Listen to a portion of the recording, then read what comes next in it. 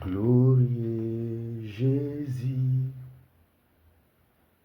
venu d'en haut, précieux Sauveur des hommes, à la croix-tu subis la honte pour nous délivrer de la mort. Nous venons à toi, ô roi éternel, nous inclinons nos cœurs devant toi, ô roi immortel, toi le Dieu parfait, qui habite avec les imparfaits. Oui, nous venons à toi, ô roi éternel, nous inclinons nos cœurs devant toi, ô roi immortel, toi le Dieu parfait, qui habite avec les imparfaits. Glorieux Jésus, venu d'en haut, précieux Sauveur des hommes, à la croix-tu subis la honte pour nous délivrer de la mort. Oui, nous venons à toi, ô roi éternel, inclinons nos cœurs devant toi, ô roi immortel, toi le Dieu parfait, qui habite avec les imparfaits. Oui, nous venons à toi, ô roi éternel, inclinons nos cœurs devant toi, ô roi immortel, toi le Dieu parfait, qui habite avec les imparfaits. Shalom bien-aimés dans le Seigneur, shalom, où que vous soyez, que l'Éternel vous bénisse et que l'Éternel vous protège. La main puissante de l'Éternel à vos maisons, la main de l'Éternel à votre mariage, la main de l'Éternel à votre fiançailles, que la main de l'Éternel à tes entreprises, la main puissante de celui qui a créé toutes les créations dans la République démocratique du Congo, la main puissante de l'Éternel sur les dirigeants de ma nation, la République démocratique du Congo. Quelle est la main puissante de l'Éternel dans votre ministère, dans notre ministère, qui est la main puissante de l'Éternel sur tes enfants, qui est la main de faveur, que la main de grâce puisse vous localiser où que vous soyez, que la main de l'Éternel a tes projets, dans des voyages que tu vas effectuer, que la main puissante de notre Dieu d'amour dans tes études. Alors, nous bénissons l'Éternel qui continue de nous faire du bien depuis le début de cette semaine. Aujourd'hui, c'est mercredi. Et donc, troisième jour pour cet enseignement. L'Esprit de l'Éternel ne cesse de nous inspirer. L'Esprit de l'Éternel ne se fatigue pas de nous pousser pour que nous puissions être canal par lequel il passe pour atteindre son peuple, pour le bénir, pour le consoler, pour les avertir, pour les parler. Eh bien, comme il est déclaré dans sa parole que c'est poussé par l'Esprit Saint que les hommes ont parlé de la part de Dieu. Écoutez-moi très bien. Tu ne peux pas parler de la part de Dieu si tu n'es pas poussé par le Saint-Esprit. Là, tu parleras poussé par tes expériences. Là, tu parleras poussé par ton intelligence, par votre théologie. Mais il est écrit très clair et net, ils étaient poussés par le Saint-Esprit. C'est-à-dire ceux qui nous ont précédés, et les prophètes, et les apôtres. Vous prenez les prophètes Moïse, vous prenez les prophètes Élie, vous prenez les prophètes Jérémie, vous prenez les prophètes, tous les prophètes que vous connaissez, prenez les prophètes Esaïe. Il est écrit, ces prophètes-là, pour qu'aujourd'hui nous puissions lire et ainsi parler l'Éternel, les prophètes-là, pour qu'ils parlent de la part de l'Éternel. Cela ne dépendait pas de leur intelligence, non. C'est pour cela qu'il y a des gens comme les prophètes Élie, dont vous ne connaissez pas sa biographie, mais il pouvait parler de la part de l'Éternel, et les choses se concrétisent. La Bible nous dit ceci, ils étaient poussés par le Saint-Esprit. C'est pour cela que ces prophètes-là ont parlé de la part de l'Éternel. Cela ne dépendait pas de leur science, non. Si cela dépendait de leurs études, le prophète Élie sera déjà disqualifié. Et donc, cela ne dépendait pas de leur intelligence, non. Cela ne dépendait pas de leurs études, non, non, non. Ils étaient poussés par le Saint-Esprit. L'acteur majeur, c'était Saint-Esprit. Et ils étaient juste des canaux. Parce qu'ils étaient bourrés, remplis du Saint-Esprit, poussés par l'Esprit Saint. Et ils ont parlé de la part de l'Éternel. C'est-à-dire, cela ne dépendait pas de leur propre gré. Cela ne dépendait pas de leur propre motivation, non. Il n'y avait pas la motivation de se présenter comme étant des gens qui prophétisent en détail dans la société, non. Ce n'était pas leur motivation. Il n'y avait pas les combats de conquérance, non. Comme quoi, c'est moi le prophète Élie qui prophétise en détail. C'est moi Moïse qui voit, non. Ce n'était pas leur motivation. Ils se laissaient être poussés, dirigés, conduits par l'Esprit Saint pour que le peuple de l'Éternel puisse écouter la voix de leur Créateur. Ils étaient poussés par le Saint-Esprit. C'est ce qui a fait qu'ils étaient respectés par des rois. Je répète encore, Anné, il n'y avait pas la motivation de se voir comme quoi, moi je parle de la part de l'Éternel, moi je peux prophétiser quand je vais. Non, non, non, non, non. Ce n'était pas comme ça leur motivation, non, non. Ils se laissaient être poussés par le Saint-Esprit quand l'Éternel veut, pour que son peuple puisse écouter la voix de leur maître, la voix de leur propriétaire, la voix de leur Dieu. Et donc n'oublie pas, tu ne peux pas parler de la part de l'Éternel par ton propre gré, non.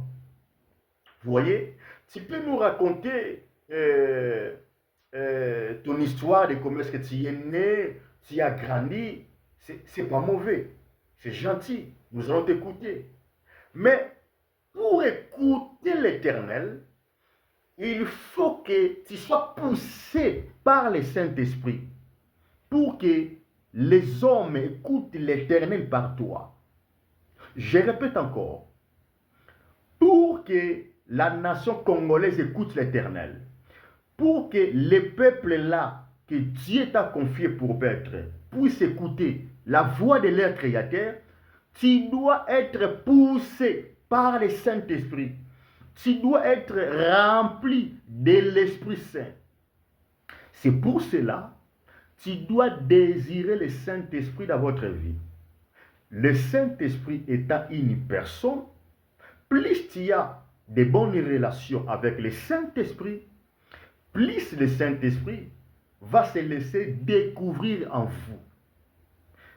Ça serait un peu gênant de la part de cet ami-là riche que tu as, que tu peux y avoir, et que toi tu demeures toujours pauvre. C'est-à-dire que tu as un ami riche, il est connu dans la société comme étant, il est riche, mais vous, son ami, vous continuez à être toujours malheureux. Non. Si cet ami-là riche ne peut pas te donner tout, mais il peut te donner même quelque chose, vous voyez, parce qu'il est riche. Et donc, plus tu es l'ami du Saint-Esprit, bien-aimé de le Seigneur, plus le Saint-Esprit va se révéler en vous. Plus le Saint-Esprit va te révéler qui est Christ. Plus le Saint-Esprit va te pousser de parler de la part de l'Éternel. Si tu veux être un homme de miracles, ça doit passer par le Saint-Esprit. Si tu veux être un bon prédicateur, ça va passer par le Saint-Esprit. Si tu veux être un bon enseignant de la parole de Dieu, je ne parle pas de l'enseignant de l'histoire ou géographie ou mathématiques, non. Mais si tu veux être un bon enseignant de la parole de l'Éternel, ça doit passer par le Saint-Esprit. Sinon, tu vas enseigner les mathématiques, les grecs, l'hébreu, tout ce que tu as appris dans la théologie. Mais si tu veux que les peuples puissent écouter la voix du bon berger, ça va passer par le Saint-Esprit. Et c'est pour cela, il est déclaré dans sa parole que dans des moments comme pareils, dans des derniers jours comme ça, mon peuple sera enseigné par moi-même. Et donc, Dieu est tellement un peu découragé. Il dit, écoutez, j'ai fait confiance à ces enseignants, mais il enseigne à mon peuple des choses que moi je ne connais pas, des choses qui ne viennent pas de moi, pour que je sois bref. Alors cette fois-ci, mon peuple sera enseigné par moi-même. Et donc, le temps que nous sommes là, l'Éternel, notre Dieu, il a décidé, le Très-Haut, le Tout-Puissant, il a décidé lui-même d'enseigner son peuple comme il veut. Donc cela ne dépend pas encore à celui qui a fait grec, hébreu. Non, l'Éternel décide de passer par qui il veut. Le plus important, l'essentiel que son peuple soit enseigné. Vous voyez? Et donc, n'oublie pas, ils étaient poussés par le Saint-Esprit. Bien-aimé dans le Seigneur, si cela ne dépendait que de l'intelligence, Pierre sera déjà disqualifié. C'est pour cela qu'il a fallu qu'il puisse entendre le Saint-Esprit de la chambre haute. Et lorsque l'Esprit Saint, lorsque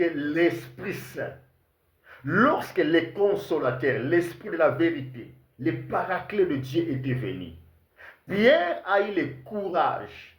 La timidité s'est séparée de Pierre. Pierre pouvait ouvrir la bouche pour dire à cette personne que je n'ai ni or ni argent, mais regarde ce que j'ai, c'est ce que je te donne. Lève-toi et marche. Et donc, il y avait l'esprit qui poussait Pierre pour prononcer tous ces mots-là. Ils étaient poussés par le Saint-Esprit, raison pour laquelle ils ont témoigné Jésus-Christ avec dernière énergie. Ils étaient poussés par le Saint-Esprit. Écoutez-moi très bien. Tu peux être un bon prédicateur.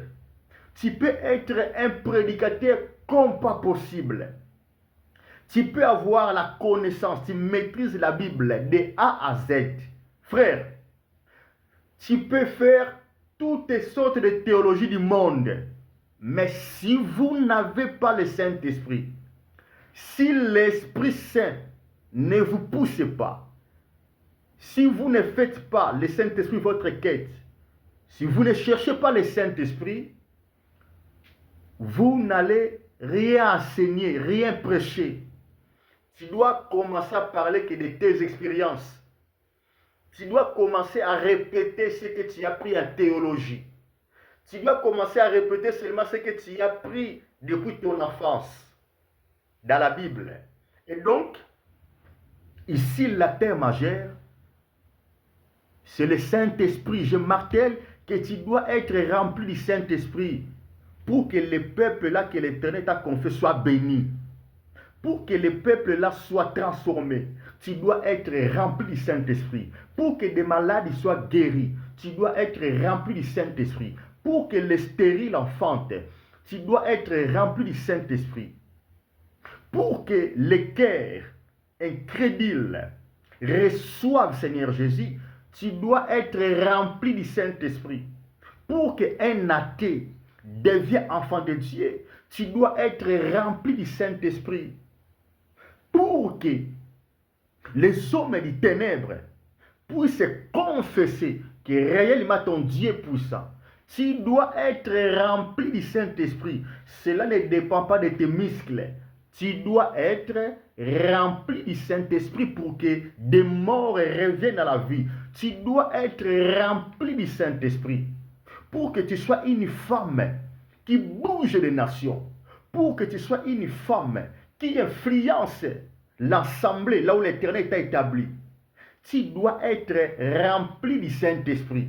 Cela ne dépend pas de ton autorité humaine, non. Cela ne dépend pas de votre charisme humain, non. Tu dois être rempli du Saint-Esprit. Je répète encore que tu dois être rempli de l'Esprit Saint pour influencer le monde. Cela ne dépend pas de votre argent, de votre richesse, non. Là, c'est la manipulation. Non, non, non, non, non. Là c'est la manipulation. Je sais que, je suis conscient que tu peux manipuler par l'argent comme je vois l'église du Congo aujourd'hui. Parce que je ne connais pas l'église des Côtes d'Ivoire, je connais l'église du Congo. Et donc avec l'argent aujourd'hui, je vois déjà manipuler les peuples de Dieu. Non. Ceux qui nous ont précédés, leur quête c'était juste le Saint-Esprit. Ils n'ont pas cherché à se faire voir dans la société, non.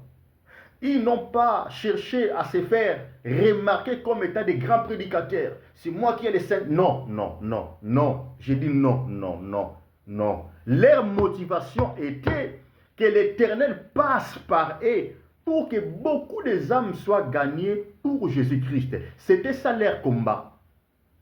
Le combat de leur ministère, c'était simple. Que les âmes soient gagnées pour Jésus-Christ. Leur motivation, leur préoccupation, c'était que l'Esprit se passe par moi pour que le peuple écoute ce que l'Éternel veut pour eux. Et donc, bien aimés dans le Seigneur, soyez remplis du Saint-Esprit dans ces derniers jours que nous sommes en train de vivre. Vous avez besoin du Saint-Esprit. Que tu sois chantre, tu as besoin du Saint-Esprit. Pour que la folie de Saül soit calmée, tu as besoin de l'huile sur ta tête. Tu as besoin du Saint-Esprit. Cela ne dépend pas de ta beauté, non. Ne venez pas adorer par votre stratégie. Parce qu'aujourd'hui, je vois les gens commencent à adorer par l'expérience. C'est-à-dire, vu qu'il a beaucoup adoré, quand il vient devant vous, il n'adore pas, mais il fait des comme. Vous voyez? Il n'adore pas comme avant, mais il fait des comme. Parce qu'il a l'expérience. Donc pour lui, comme on dit les Congolais, na beta beta trop, j'ai beaucoup adoré. Non, non, non. 24 heures sur 24 heures, les 24 vieillards, jour pour jour, ils ne cessent de dire Saint, Saint, Saint, Saint. Et ils n'ont jamais se fatigué. Il ne se fatigue pas pour dire Saint, Saint, Saint. Dans l'autre terme, il continue toujours à adorer comme dès les premiers jours, lorsque l'Éternel les a établis à côté de lui pour qu'ils soient les adorateurs de l'Éternel. Et donc, si tu es adorateur de Dieu, souviens-toi quand tu as commencé à adorer Dieu, c'était comment? Donc ne venez pas pour faire les comme. Non, non, non, non. Cela ne touche plus encore l'Éternel. Et quand ça ne touche plus l'Éternel, nous sur la terre, on ne va rien vivre. Seulement la musique, parce que les gens ont utilisé la musique. Quand vous allez mélanger guitare basse avec, bref, l'harmonie des instruments, peut pousser quelqu'un à danser ou à avoir, mais en réalité, comme ça touchait avant, ça ne touche plus. Pourquoi? Parce que vous avez pris comme l'expérience de celui qui a beaucoup joué. Et c'est ce qui fait que beaucoup de grands joueurs perdent leur place. C'est ce qui fait que beaucoup de nations aujourd'hui perdent les matchs. Pourquoi? Parce que lorsque vous jouez un nouveau match, mais par une position ancienne que vous y avez l'autre fois, c'est-à-dire, je viens jouer avec la République démocratique du Congo, la nation de l'Éternel, mais je viens comme étant Nigeria ou Cameroun comme l'autre fois j'étais. Vous voyez? Parce que je suis reconnu comme étant nation de foot, Cameroun, Nigeria. Non, non. Donc ne soyez pas des adorateurs présents, mais avec des attitudes anciennes. Que l'Éternel vous bénisse et que l'Éternel vous protège. Ce n'était pas ma prédication, mais je crois que ça peut être utile pour une personne. Désirer le Saint-Esprit. Alors, je reviens dans ce qui est notre sujet. Je suis en train d'enseigner depuis ce lundi sur la réputation et ses conséquences. Alors, j'étais en train de dire que, parce que ça sera pour moi un peu difficile de faire les récapitulatifs de depuis lundi jusqu'à ce jour, mais je peux vous dire que, allez, pour résumer, le mot la réputation vient du latin qui signifie reputationem. Reputationem, je vous ai dit que ça signifie juste considération. Et donc, lorsqu'on parle de réputation, cela signifie juste la considération. Et je vous ai dit quelque chose de très très important, que la réputation n'est pas forcément la vraie identité d'une personne. Je répète encore, la réputation n'est pas forcément l'identité d'une personne.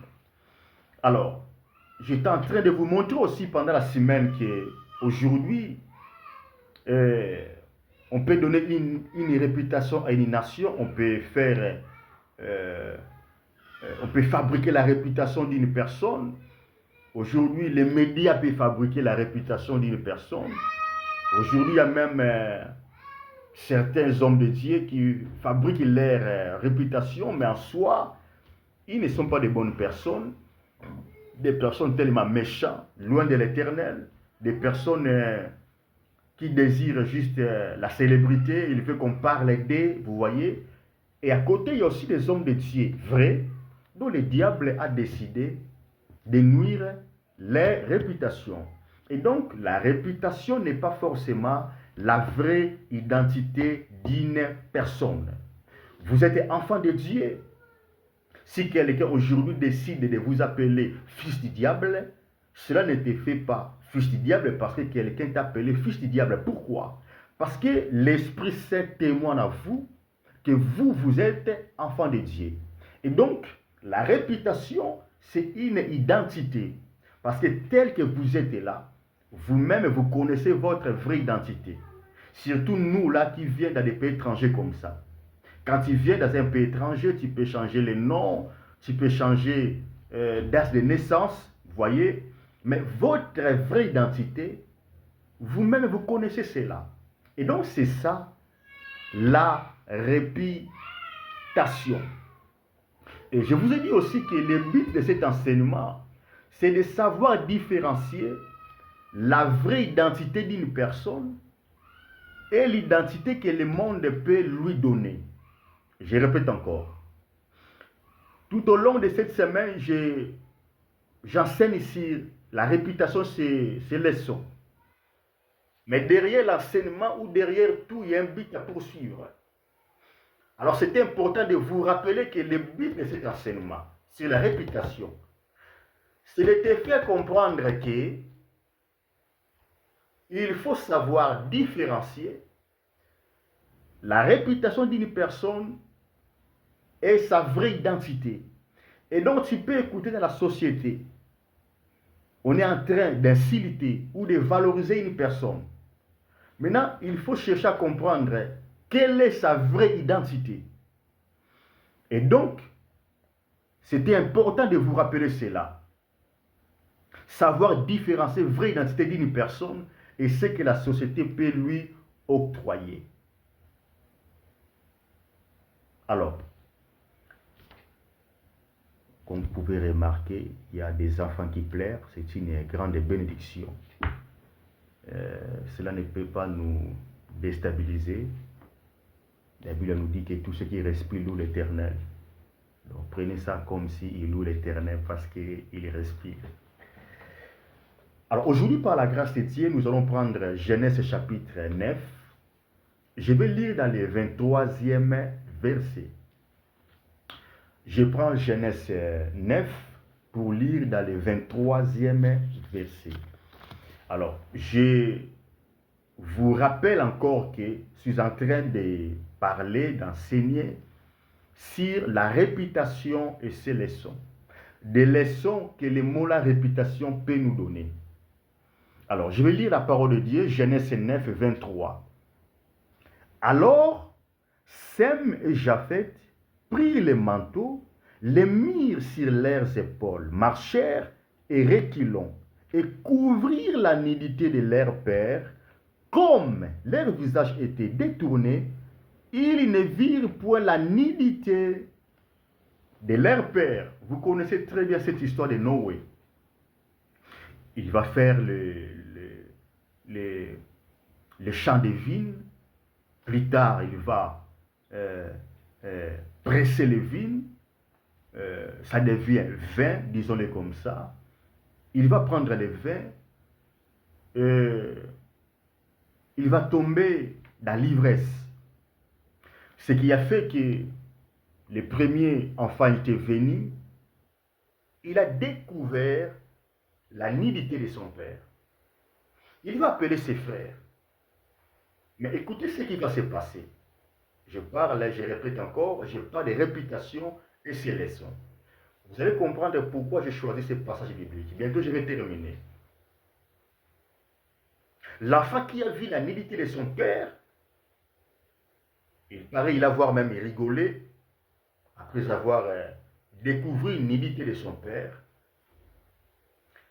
Il va aller pour appeler ses frères.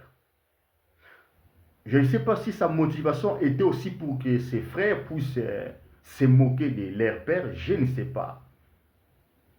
Mais je crois que les frères étaient inspirés par le Saint-Esprit. Alors, ils doivent prendre, si vous voulez, les vêtements, allez, une panne. Ils viennent pour couvrir leur père dans une position de marche en arrière. La Bible nous dit, ils ont couvert la nudité de leur père sans qu'ils voient la nudité de leur père. Et donc, ils ont caché la nudité de leur père. Ils n'ont pas voulu se moquer de la nudité de leur père. Ils n'ont pas non plus répété les bêtises que leurs frères avaient fait. C'est-à-dire, ils n'ont pas sorti pour commencer à appeler les gens ou à relater comment est-ce que leur père a tombé dans l'ivresse, comment est-ce qu'il est resté nu. Vous voyez, ces enfants-là ont caché la nudité de leur père. Qu'est-ce que je cherche à te dire dans ces passages bibliques? Qu'est-ce qu'il y a à voir entre les sujets que je parle des réputations et ses conséquences avec ces passés bibliques? Bien-aimés dans le Seigneur, écoutez-moi très bien. Il y a des personnes qui nécessitent bénéfice et des doutes dans la société. Je répète encore. Dans le ministère, dans votre famille, parmi tes amis, parmi tes collaborateurs, il y a des personnes qui bénéficient, enfin, il y a des personnes qui nécessitent les bénéfices et les doutes. Lorsque vous avez entendu, lorsque vous pouvez entendre quelque chose de mauvais pour eux, lorsqu'on peut accuser tes collaborateurs là, tes amis là, lorsqu'on peut accuser cette personne là, ton ami là, laissez un peu quelque espace pour bénéfice et les doutes. Dites-vous, est-ce que c'est vrai ce que j'ai entendu de lui? Est-ce que c'est vrai vraiment ce que j'ai entendu d'elle? Est-ce que c'est vrai vraiment cette femme est mauvaise? Est-ce que c'est vrai vraiment cette femme est prostituée? Est-ce que c'est solo que moi na la ndumba? Est-ce que c'est solo que moi na la maman hypocrite ya bomba maka? Est-ce que c'est solo? Est-ce que c'est vrai que cet homme est mauvaise? Est-ce que c'est vrai que cet homme est magicien? Est-ce que c'est vrai que cet homme est homosexuel? Est-ce que c'est vrai que cet homme est sataniste? Est-ce que c'est vraiment vrai que cet homme, est-ce que c'est vraiment vrai? Est-ce que c'est vraiment vrai que mon collaborateur a voulu me faire du mal? Et donc, il y a des gens dans la société, bien aimés dans le Seigneur, ils nécessitent au moins quelques bénéfices et des doutes. Pourquoi? Parce que je vous ai dit que la réputation, on peut donner ça à une personne. La réputation, c'est juste la considération. Et donc, on peut fabriquer la réputation d'une personne en bien ou en mal. Lorsque vous lisez dans notre texte de base, dans Proverbe 22, dans les premiers versets, là où la Bible nous dit que la réputation est préférable à des grandes richesses. On n'a pas parlé de la bonne réputation, non. Parce que lui-même, déjà, la réputation, c'est-à-dire considération. Et donc, on peut fabriquer la réputation d'une personne dans la société et la société commence à lui considérer comme la personne ne mérite pas, en bien ou en mal. La personne peut être une femme sérieuse, une femme avec un bon cœur. Mais la société peut nuire son image et les gens commencent à considérer cette femme-là comme une mauvaise personne, comme une mauvaise femme. Or, c'est une femme avec un bon cœur. Je voulais parler de Maman Lise. J'hésitais, mais... Parce que cette femme a un bon cœur. Je n'ai pas dit que cette femme, c'est une femme sainte. Non, non. Mais elle a un bon cœur. Vous savez, il y a des gens, tu n'as pas besoin de rester avec lui 90 ans, non. Il y a des gens, vous n'avez pas besoin de rester avec eux des ans, non. Juste une fois comme ça, tu peux comprendre l'originalité de la personne. Et donc, il y a des personnes qui sont aussi mauvaises, mais la société peut nous les présenter comme une bonne personne. Et donc, j'étais en train de vous dire, bien-aimés dans le Seigneur, en parlant des réputations et ses conséquences, il y a des personnes dans la société, ils nécessitent bénéfice des doutes. Vous savez, personne, je dis bien personne. Quand je dis personne, c'est vraiment personne. Personne n'est épargné dans cette épreuve de réputation. Écoutez-moi très bien. Personne n'est épargné dans cette épreuve de réputation. Moi, je m'adresse aux enfants de Dieu, aux serviteurs de Dieu, aux servantes de Dieu, parce que l'Éternel m'a envoyé pour eux. Donc, je voulais dire, si vous êtes enfant de l'Éternel authentique, si vous craignez l'Éternel jusque-là, si vous êtes appelé, consacré, établi par l'Éternel, vous n'êtes pas épargné dans cette épreuve. Au moins que vous marchez avec les diables. Vous voyez. Pourquoi? Parce que, bien aimé dans le Seigneur, c'est un combat, c'est une épreuve que même ceux qui nous ont précédés ont subi cette épreuve, bien aimé, dans le Seigneur. Vous savez,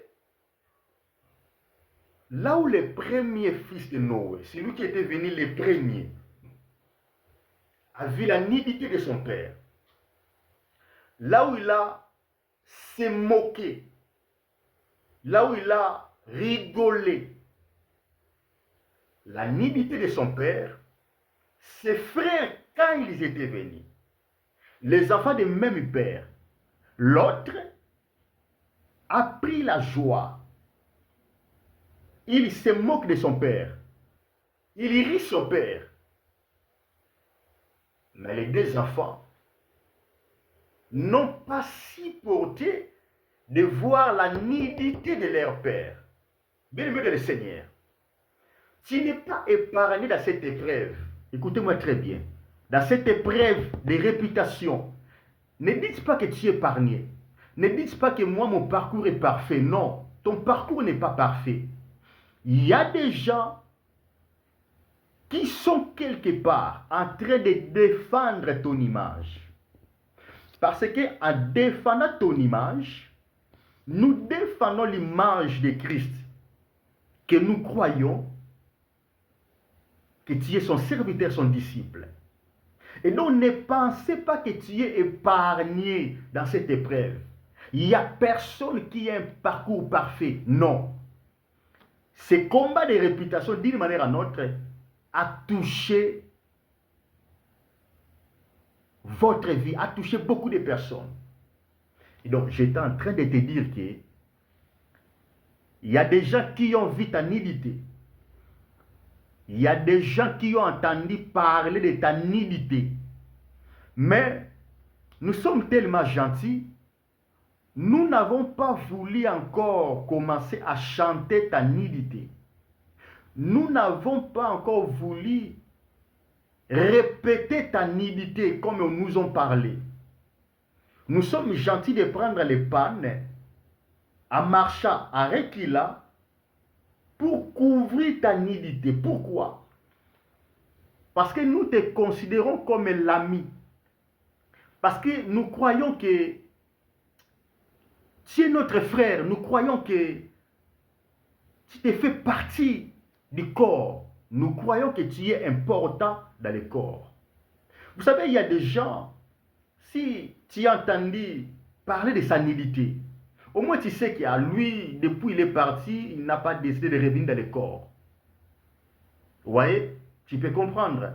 Mais il y a des gens, c'est ça que je vous dis qu'il y a des personnes dans la société, il y a des personnes dans l'église, ils méritent bénéfice des doutes. Il y a des personnes dans l'église dont vous savez que lui, il a décidé de marcher selon son propre règle.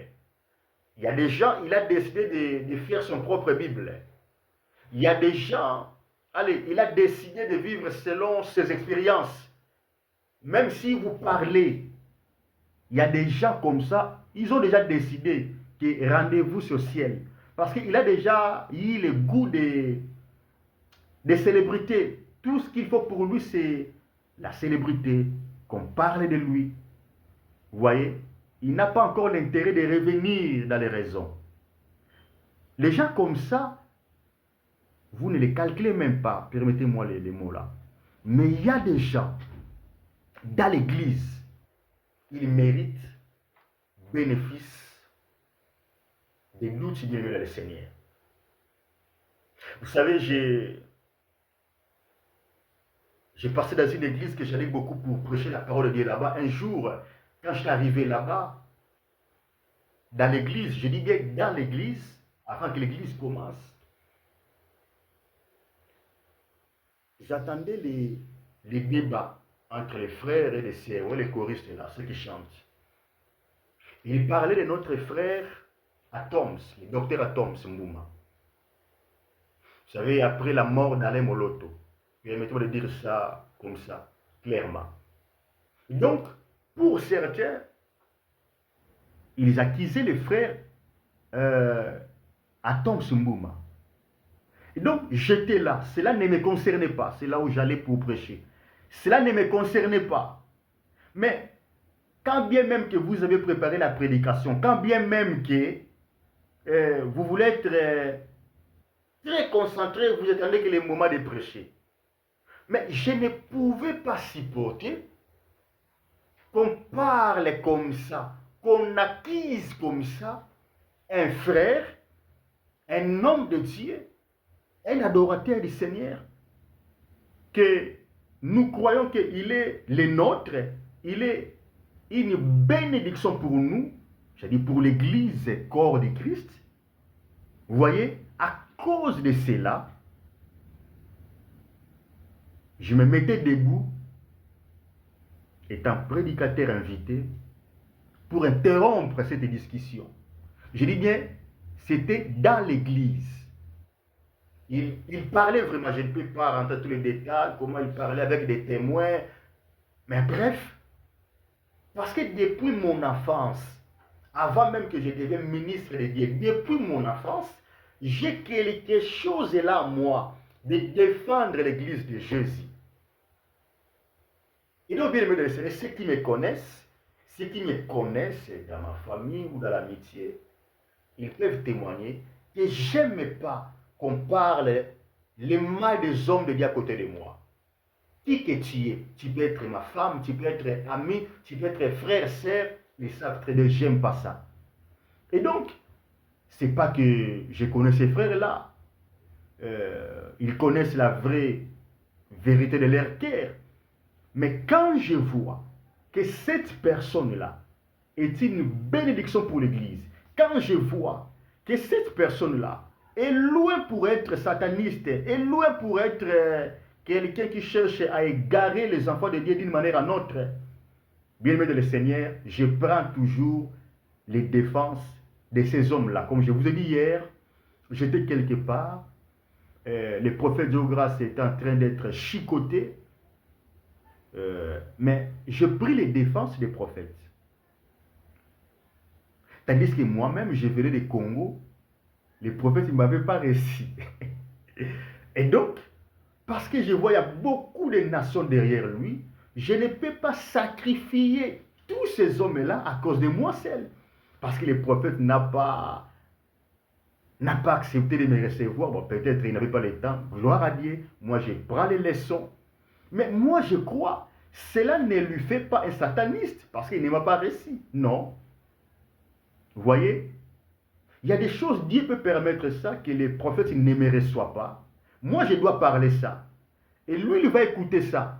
Au moins, ceux qui viendront après moi, qu'ils soient réussis. Parce que moi, j'ai le cœur là d'un enfant de Dieu. Je sais vivre dans des chocs. Vous voyez, je sais supporter l'Église, comme dit la Bible, supporter les faibles. Vous voyez, si les prophètes étaient faibles pour ces... Comment dirais-je? S'il était faible, peut-être de ne pas me recevoir, que je les supporte. Mais je ne peux pas dire que les prophètes Diogras sont satanistes. Non, non. Je ne peux pas dire que les prophètes Diogras n'est pas les dieux. Non. Ceux qui ne sont pas, entre guillemets, des dieux, c'est facile à voir. Hein? C'est facile à voir en fait. Par leurs enseignements, par leurs pratiques, par leurs dires, par les expériences qu'ils cherchent. C'est facile à voir dans la société. Aujourd'hui, la société est ouverte. Et donc, j'ai défendu les prophètes. De la même manière, j'ai défendu le pasteur docteur Atom Simbouma. Je dis bien dans l'église.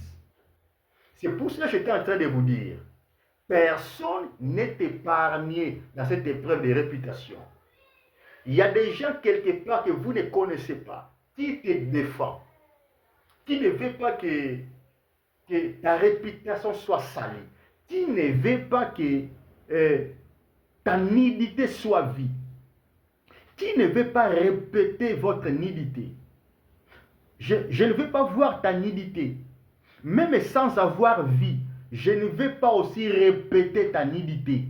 Que je vois ou pas, je ne suis pas là pour pouvoir même dire qu'il a pris du vin et il est resté nu. Non. Et donc l'église, il faut qu'il y ait des gens pareils. Et ce qui détruit l'église aujourd'hui, lorsqu'on peut entendre que les pasteurs là, cette servante de Dieu là, il y a quelque chose qui arrive dans son ministère. Malheureusement, vu que dans nos églises, il y a beaucoup de gens qui n'ont pas le cœur d'enfants de Dieu. C'est-à-dire, directement, il a passé par servir. Non. C'est ce qui fait qu'il y a des séminaires, il y a des prédications pour crucifier ce que l'autre a entendu de cet homme de Dieu-là. Il y a des crèches dans les... Vous voyez? C'est-à-dire un autre homme de Dieu veut crêcher l'autre là. Il y a des crashs dans les médias. Parce que nous n'avons pas les cœurs des enfants de Dieu, les cœurs qui supportent. Vous voyez? Je peux manifester quelque chose de déception au nom de l'amour, parce que quand vous aimez une personne, c'est normal que vous soyez déçu. Oui, comme moi. Je peux dire, je ne suis pas content comme prophète de grâce ne m'a pas réussi. Là, je manifeste ma déception. Parce que j'aime la personne. Mais ce qu'il m'a fait, c'est... Je ne mérite pas ça. Là, c'est la déception. Là, ce n'est pas insulter une personne. Là, ce n'est pas combattre le ministère d'une personne. Non. Mais il y a des gens, ils peuvent faire séminaire, ils peuvent préparer une prédication vraiment pour vous crucifier. Parce qu'il a juste entendu parler de vous. N'oublie pas, la société peut fabriquer la réputation d'une personne. Et dans cette épreuve, personne n'est épargné. Si vous êtes épargné dans votre marche avec Jésus, alors au moins que vous n'avez pas des enfants. Si vous avez des enfants, n'oublie pas, la Bible nous dit, tes enfants, nos enfants, sont des disciples de l'Éternel. Est-ce que tu sais de quoi tes enfants peuvent passer? Parce que, étant les disciples de l'Éternel, la Bible nous dit, les disciples n'est pas plus grand que son maître. Et donc, ayez un peu de modération pour crucifier un homme de Dieu, une servante de Dieu, lorsque vous avez entendu parler de lui ou parler d'elle. Pourquoi? Parce que vous ne savez pas de quoi votre vie peut terminer. Vous ne savez pas de quoi tes enfants peuvent passer étant des disciples de l'Éternel, parce que aucun disciple ne peut être grand que son maître. Que l'Éternel te bénisse et que Dieu vous protège. Shalom.